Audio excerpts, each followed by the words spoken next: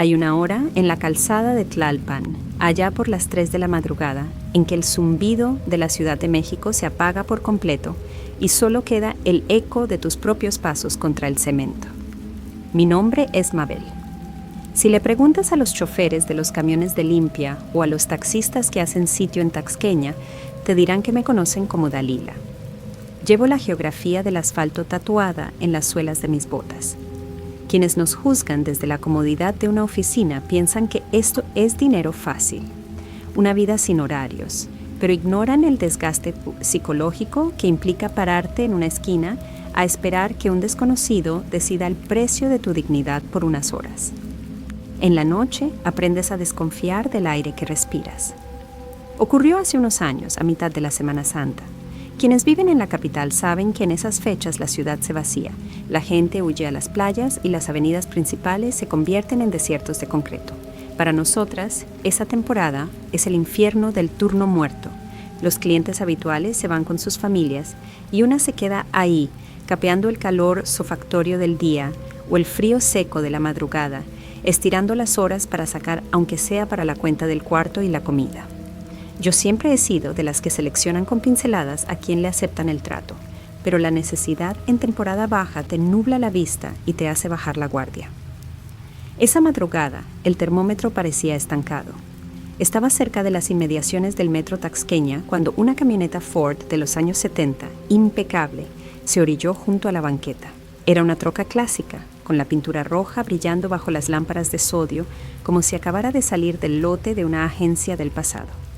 El motor producía un ronroneo suave, un compás perfecto que no encajaba con el desorden de la avenida. El conductor era un señor de unos 65 años, de una pulcritud estricta.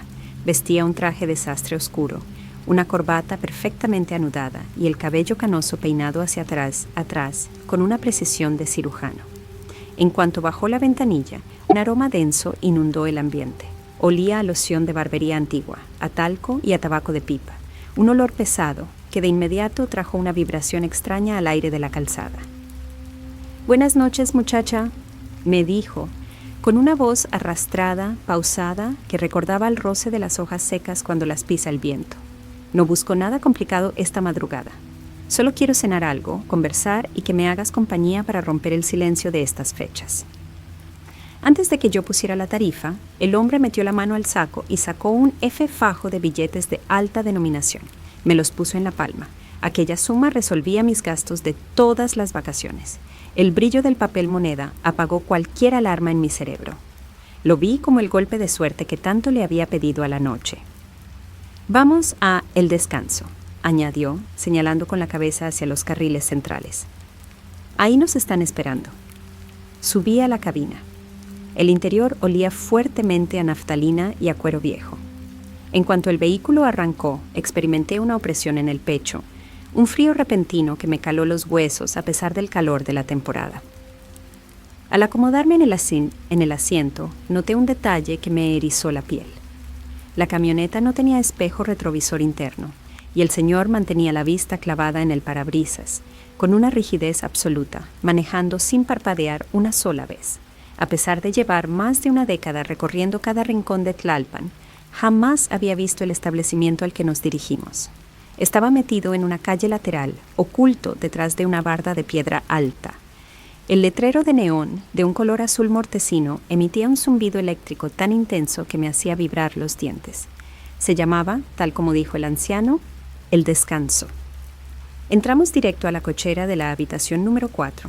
El señor apagó el motor y bajó la cortina metálica con un golpe seco que resonó en mis oídos como una sentencia. Subimos unos escalones de piedra y entramos al cuarto. Era un espacio inmenso, congelado en el tiempo, alfombrado de un color café oscuro que parecía tragarse el sonido de mis tacones. El aire adentro estaba estancado, denso como la gelatina, y el calor de la calle desapareció para convertirse en una humedad de sótano que me obligó a cruzar los brazos. El hombre no se quitó el saco. Se limitó a sentarse en la orilla de la cama matrimonial y clavó la mirada en un reloj de pared antiguo que estaba arriba de la cabecera. El segundero estaba estático, atorado en las 12. «Solo es cuestión de esperar a que el tiempo se cumpla», susurró con esa voz seca sin mirarme. Sintiéndome incómoda por la actitud del sujeto, saqué mi teléfono celular del bolso con la intención de mandarle un mensaje con mi ubicación a la Wendy o a cualquiera de las flacas de la avenida. Pero en cuanto encendí la pantalla, el aparato no dio señal. La pantalla se llenó de un ruido blanco, una estática gris y parpadeante que me heló la sangre. El control de la situación se me estaba escapando de las manos. El verdadero terror psicológico comenzó cuando el anciano, sin cambiar la postura ni desviar la mirada del reloj muerto, empezó a llorar. No era un llanto común, era un llanto en silencio absoluto. Sus ojos permanecían abiertos de par en par, fijos en la pared, mientras gruesas lágrimas le surcaban las arrugas del rostro sin que emitiera un solo sollozo, sin el menor gesto de dolor. Era la mueca de un maniquí roto. De pronto, el neón del cuarto parpadeó 3 veces y la atmósfera sufrió una distorsión espantosa. Ante mis ojos, la habitación impecable se pudrió en un segundo. El papel tapiz de las paredes se despegó en jirones, revelando grietas negras que parecían venas latiendo sobre el concreto. La alfombra se llenó de moho y el traje oscuro del señor se desplomó desinflado sobre las cobijas de la cama. El cuerpo del anciano ya no estaba adentro. La ropa se dobló sobre sí misma como si el hombre se hubiera evaporado en el aire de la habitación. Entonces los golpes comenzaron. No eran ruidos sutiles de una casa vieja, eran impactos violentos, desesperados, de puños humanos golpeando con saña la cortina de lámina de la cochera y la puerta de madera del servicio. Voces de niños pequeños y los gritos desgarradores de una mujer resonaron desde el pasillo exterior. Gritaban nombres que no entendía, arañaban la madera, quejándose con una desesperación inhumana de que el humo les estaba quemando los ojos, suplicando que alguien les abriera la puerta desde adentro. La madera de la entrada comenzó a agrietarse bajo una presión tremenda, y por las rendijas del plafón del techo empezó a llover un hollín negro, espeso y grasoso, que inundó el cuarto con un olor asfixiante a caucho quemado y carne chamuscada. El aire se volvió irrespirable. Comprendí en ese instante que el trato de esa noche no venía del mundo de los vivos. Estaba atrapada en el epicentro de una tragedia del pasado que se repetía en un bucle eterno de agonía. Presa de un pánico visceral que me entumeció los dedos, corrí hacia las escaleras buscando la salida de la cochera. Al llegar a la cortina de metal, intenté levantarla, pero la lámina estaba caliente, soldada por capas de óxido antiguo que me desollaron las palmas de las manos. La adrenalina me dio una fuerza salvaje. Jalé el fierro hacia arriba con los ojos cerrados, rompiéndome las uñas y gritando en medio de la penumbra, sintiendo que el suelo de la cochera ya no era de cemento, sino una capa gruesa de tierra suelta y ceniza tibia. Al mirar de reojo el reflejo de un espejo roto en el suelo, vi mi propio rostro reflejado. Estaba completamente cubierto de hollín negro, como si acabara de salir de un horno, aunque no había fuego visible a mi alrededor. En el momento en que la puerta de servicio de arriba se rompió con un estruendo de madera astillada y unas sombras delgadas, con formas de manos infantiles, empezaron a asomarse por el borde de la escalera. Logré abrir un hueco en la base de la cortina y me arrastré hacia el exterior. Salí gateando, raspándome las rodillas contra el asfalto frío de la calle, respirando bocanadas del aire real de la Ciudad de México.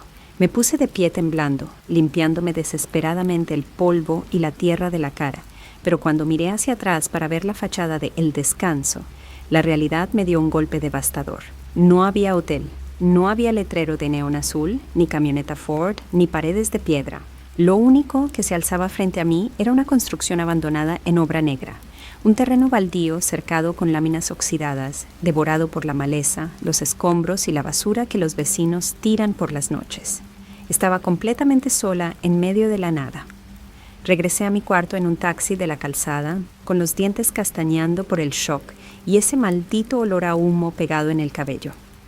Cuando me atreví a abrir el bolso para revisar el sobre con el dinero que el anciano me había entregado en la troca, lo que encontré terminó por destrozarme la cordura. No eran billetes de curso legal. Eran pedazos recortados de un periódico amarillento, resecos y quebradizos por el paso de las décadas, que se deshicieron entre mis dedos como ceniza fría en cuanto los toqué. En uno de los fragmentos que sobrevivió al tacto, alcancé a distinguir la tipografía de una nota roja de los años 90. El titular decía textualmente: tragedia en la zona de Tlalpan. Familia de 3 integrantes fallece en el incendio del motel El Descanso por falla en el mecanismo de la cortina metálica de la cochera. Abajo, la fotografía borrosa mostraba los restos calcinados de una camioneta Ford de los 70, atrapada entre los escombros negros de la entrada. Hice mis propias averiguaciones en las semanas siguientes con la gente más vieja de las cantinas de Taxqueña. Me confirmaron que en ese predio abandonado operó un hotel de paso que se consumió por completo durante unas vacaciones de Semana Santa hace más de 30 años. El dueño, un hombre adinerado de la zona, había muerto ahí dentro junto a su esposa y sus 2 hijos pequeños al quedarse atrapados en la habitación número 4 porque los accesos se deformaron con el calor del incendio. Hoy en día sigo trabajando en el circuito de la calzada. La renta no espera y las deudas no entienden de fantasmas. Pero la factura que pagué esa madrugada es permanente. Jamás vuelvo a aceptar un trato con hombres que manejen autos clásicos, ni permito que me lleven a establecimientos que no conozca a primera vista desde la avenida. Vivo con una fobia constante. El olor al humo de leña o a quemado me paraliza los músculos, recordándome que en las banquetas de esta ciudad el pasado nunca termina de morir, y que si bajas la guardia por un puñado de billetes, puedes terminar ocupando el lugar de los que nunca pudieron salir del incendio. Muchos piensan que este negocio se reduce a las esquinas oscuras y a los moteles de paso con camas de fierro. Pero arriba, donde sí el aire es más limpio y los edificios rasgan las nubes, hay otro circuito. Mi nombre es Camila, aunque en los catálogos privados de las agencias ejecutivas de Polanco y las Lomas de Chapultepec me cotizaba bajo el nombre de Samantha. No empecé en las alfombras finas, vengo de abajo, de pasar frío en el asfalto.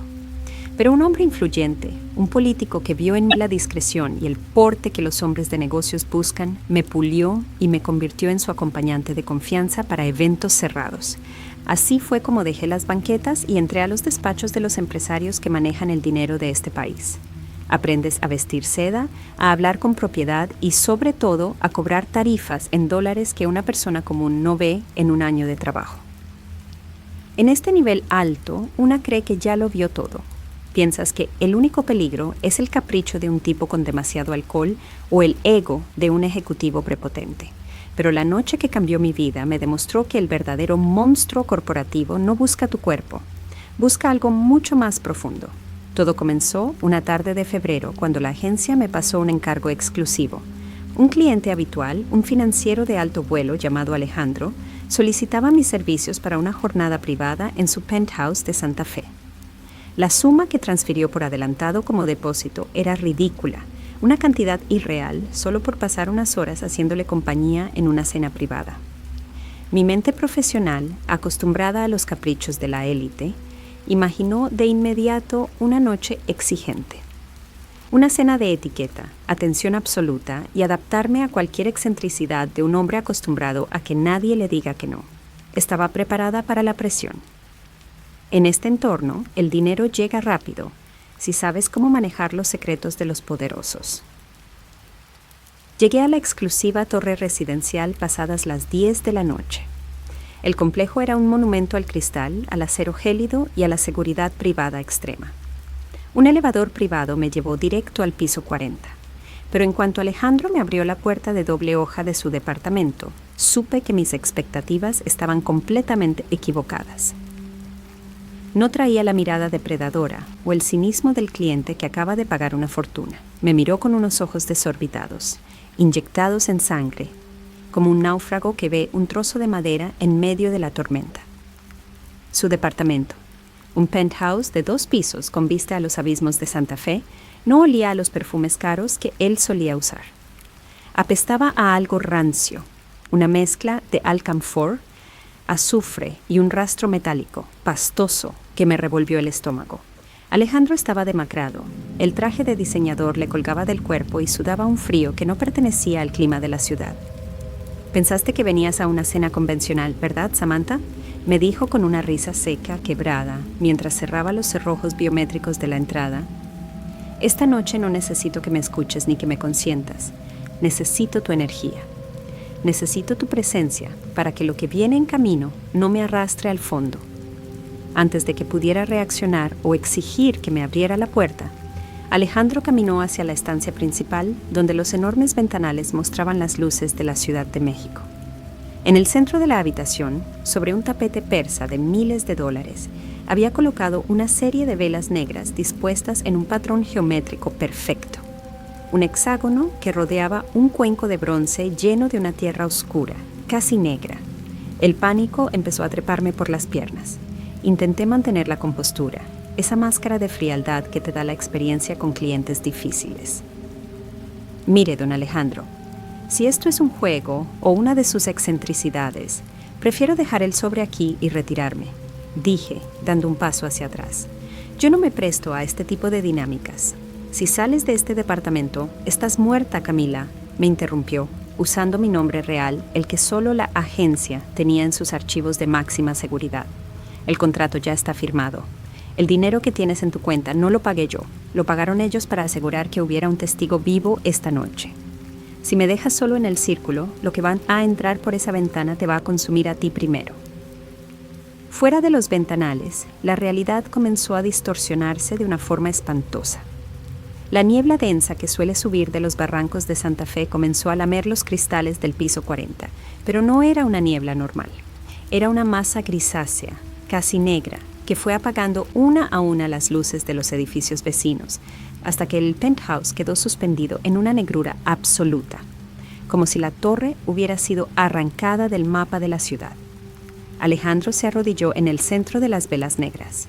Sacó de su bolsillo un amuleto de piedra volcánica y comenzó a recitar una serie de palabras arrastradas, un idioma de consonantes duras que vibraban en el aire y hacían que los cristales del departamento zumbaran.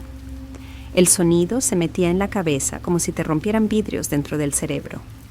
En ese instante, la luz eléctrica del penthouse murió.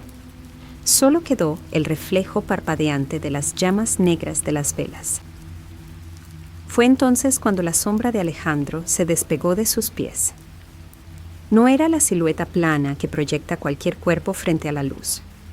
Era una masa con volumen, una mancha de oscuridad tridimensional, espesa como el aceite quemado, que comenzó a gatear por sí sola hacia la pared. La sombra creció, estirando unas extremidades desproporcionadas, y comenzó a deslizarse por los ventanales, absorbiendo el poco reflejo que quedaba en el cuarto. El departamento se llenó de un murmullo insoportable, una cacofonía de susurros, como si miles de personas estuvieran atrapadas detrás de las paredes de concreto, repitiendo mi nombre de batalla. Samantha, Samantha. Las voces me prometían lujos, cuentas bancarias infinitas y el control de los hombres más poderosos del país si tan solo daba un paso hacia el frente y tocaba la mano de Alejandro. Él comenzó a convulsionar en el suelo. Su cuerpo se arqueaba hacia atrás con una rigidez sobrenatural, como si unos hilos invisibles lo jalaran desde el techo por los hombros. Los ojos se le pusieron completamente blancos, vacíos. Entendí, con un pavor que me heló la sangre, para qué me quería ahí. Los hombres de poder que hacen pactos para alcanzar la cima siempre necesitan un pararrayos, una vida limpia, ajena a sus deudas, para desviar la atención de las entidades hambrientas cuando vienen a cobrar el pagaré de la fortuna. Yo no era su invitada. Era el sacrificio esotérico que debía entretener a la sombra mientras él intentaba renegociar su destino. La puerta principal, controlada por un sistema electrónico, emitió un pitido agudo y los cerrojos de acero se sellaron por completo. Estaba atrapada. Las luces del techo parpadeaban de forma intermitente y en cada fracción de segundo de oscuridad podía ver figuras humanas de pie en las esquinas de la estancia. Eran hombres altos, vestidos con trajes oscuros de corte antiguo, que me miraban fijamente y desaparecían cuando la luz volvía a destellar. El aire se volvió pesado, saturado de un olor a ozono, ceniza y carne descompuesta.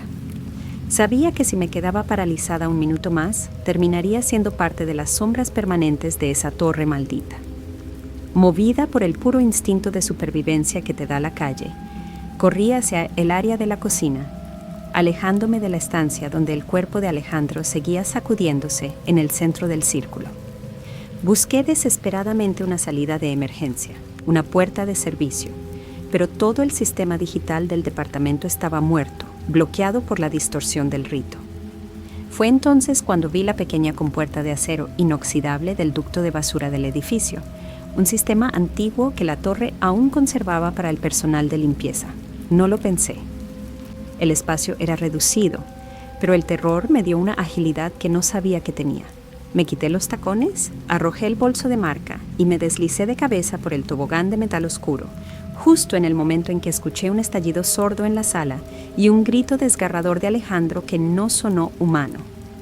Caí 3 niveles en una oscuridad absoluta, golpeándome contra las paredes de metal del ducto hasta que aterricé en el depósito de desechos del piso 37. El impacto me dejó un dolor lacerante en las costillas y el costado, una marca que me costó semanas sanar, pero la adrenalina no me dejó detenerme. Empujé la compuerta del depósito, salí al pasillo de servicio que olía a cloro y corrí hacia las escaleras de emergencia de concreto. Bajé los 37 pisos a toda velocidad, ignorando los elevadores. Sentía que si las puertas de acero se abrían, lo que encontraría adentro no sería el vestíbulo, sino el mismo vacío negro del piso 40. Llegué a la avenida de Santa Fe a las 4 de la mañana, descalza, con el vestido de seda desgarrado y el frío húmedo de la sierra golpeándome la cara. Los guardias de la entrada me miraron con horror, pero no me detuve a dar explicaciones. Tomé el primer taxi que pasó y le ordené que me sacara de esa zona de inmediato.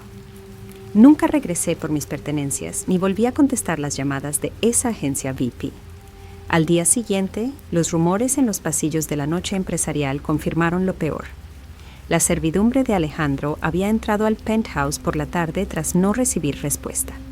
El departamento estaba intacto, impecable, con las ventanas selladas por dentro y las cerraduras electrónicas funcionando con normalidad.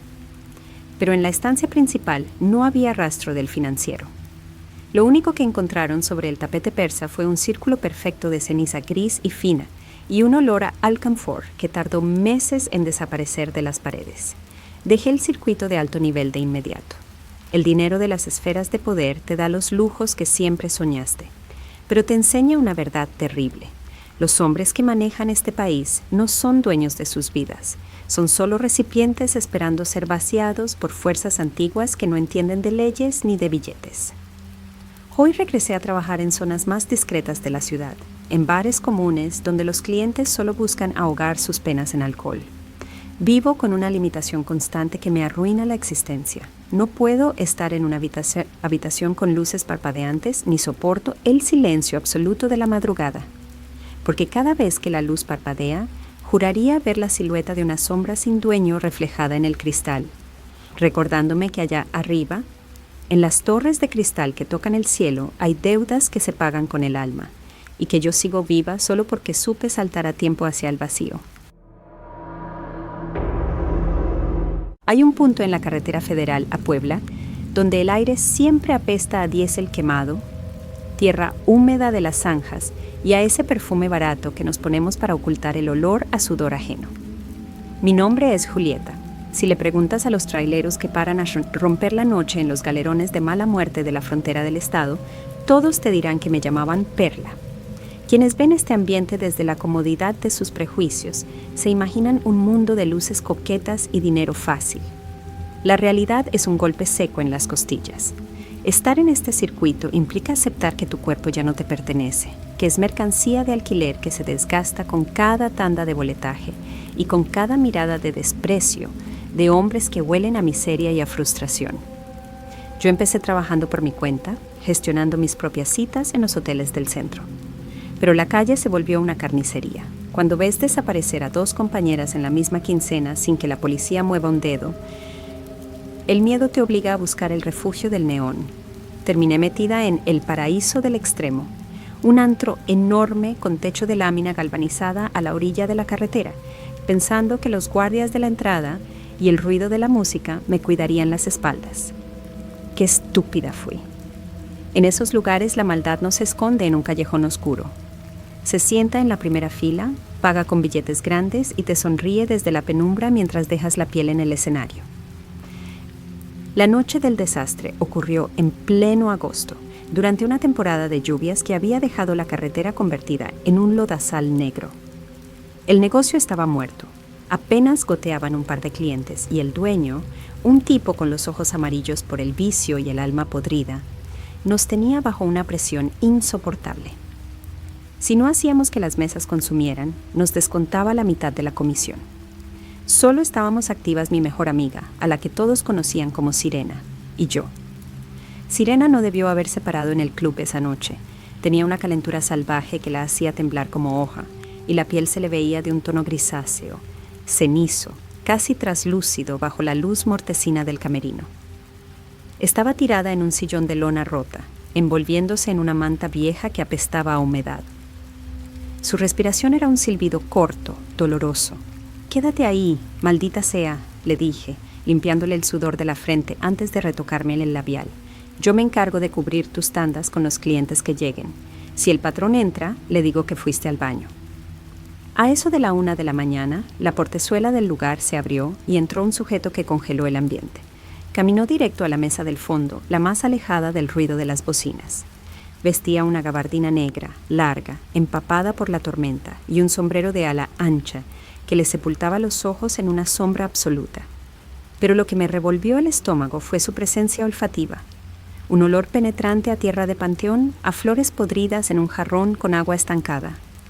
Mandó al mesero con un recado directo. Quería que la chica del cabello largo, la que tenía el tatuaje de la balanza en la espalda, subiera a cumplir con el turno de la mesa. Quería a Sirena. Fui al camerino a prisa para ver cómo la levantaba o para buscar una excusa creíble. Pero en cuanto empujé la puerta de madera hinchada, la colchoneta estaba vacía. La manta estaba tirada en el suelo y el aire adentro apestaba a un tufo espeso, caliente, como de cables quemados y azufre. Cuando regresé corriendo a la pista, el volumen de la música parecía haberse triplicado, metiéndoseme en las sienes como golpes de martillo. Experimenté una náusea violenta, una pesadez en las piernas que casi me hace caer. Al levantar la mirada hacia el escenario central, me quedé sin aire. Sirena ya estaba arriba, sujeta al tubo de acero, bajo el foco morado que hacía que las venas de sus brazos y sus piernas se marcaran como líneas negras y gruesas a través de su piel muerta. Pero no era ella. El cuerpo era el suyo, pero los movimientos desbordaban cualquier lógica humana. Lo que presencié esa noche me destrozó la cordura para siempre. La figura en el metal comenzó a moverse con una velocidad espasmódica, desarticulada, como si cada hueso de su cuerpo se estuviera rompiendo y acomodando a la fuerza en fracciones de segundo. No era una coreografía, eran contorsiones de un animal rabioso. Trepaba por el tubo con una fuerza descomunal, pero las articulaciones le tronaban con ruidos secos, crujidos de madera vieja, hundiéndose en el lodo. Su torso giraba en ángulos imposibles mientras sus manos y pies se aferraban al acero con la agilidad de un insecto gigante. El hombre de la gabardina permanecía inmóvil en la mesa del fondo. Tenía las manos enguantadas entrelazadas sobre el mantel sucio, con la cabeza ligeramente inclinada hacia arriba, disfrutando de aquella aberración física. Me acerqué al borde de la pista, pegada a las bocinas, con el llanto quemándome los ojos. Cuando la criatura que habitaba el cuerpo de mi amiga giró el rostro hacia mí, el pánico me paralizó.